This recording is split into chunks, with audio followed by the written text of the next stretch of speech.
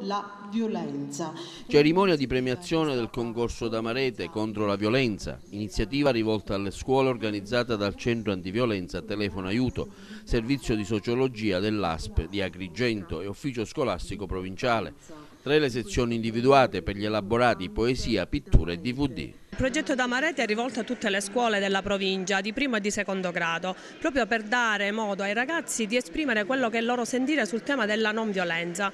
I ragazzi si sono espressi con varie modalità, attraverso una sezione grafopittorica, con diverse tele, con dei quadri, hanno prodotto anche dei DVD oppure delle poesie. Addirittura la scuola, che mi piace ricordare, l'Istituto Comprensivo Pirandello di Porto Empedocle, durante un percorso che è durato quasi tutto l'anno scolastico, ogni ragazzo della scuola, ogni alunno ha prodotto una propria poesia proprio sul tema della non violenza. Questo sta a significare che è arrivato il nostro obiettivo, siamo arrivati al termine del nostro obiettivo, che è quello appunto di dare ai ragazzi la possibilità di esprimere la cultura della non violenza attraverso le loro manifestazioni, le loro emozioni. Abbiamo trovato delle espressioni artistiche molto diverse, molto interessanti, così abbiamo poi scelto quella che ci è sembrata la più espressiva, seppur tutte meritevoli, e lo abbiamo fatto con la pittura, ma altresì con la poesia e anche con i DVD. È una bella partecipazione quelle delle scuole che comunque gli organizzatori si augurano possa essere sempre maggiore. Qual è stata la logica per cui avete premiato, siete arrivati appunto a premiare i lavori dei ragazzi?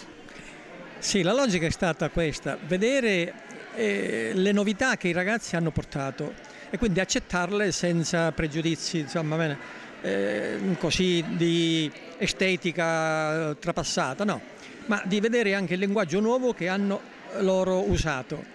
E abbiamo anche tenuto presente la forza, il messaggio per esempio positivo di qualcuno nei colori, nelle immagini, e qualcuno delle novità, per esempio anche i simbolismi che hanno utilizzato, tipo questo ragazzo, la mano, la colomba, che cosa vuol dire, o il prato dei fiori, o questo ragazzo qua anche le ali che tendono a portare in alto, insomma, un messaggio della donna. E quindi questo modo di esprimersi con linguaggi, vorremmo dire, simbolici, ma anche che vanno oltre il chiasso, la banalità della mercificazione o della gran cassa che spesso si fa nella cronaca, insomma, anche brutta, nera, degli avvenimenti legati alla donna.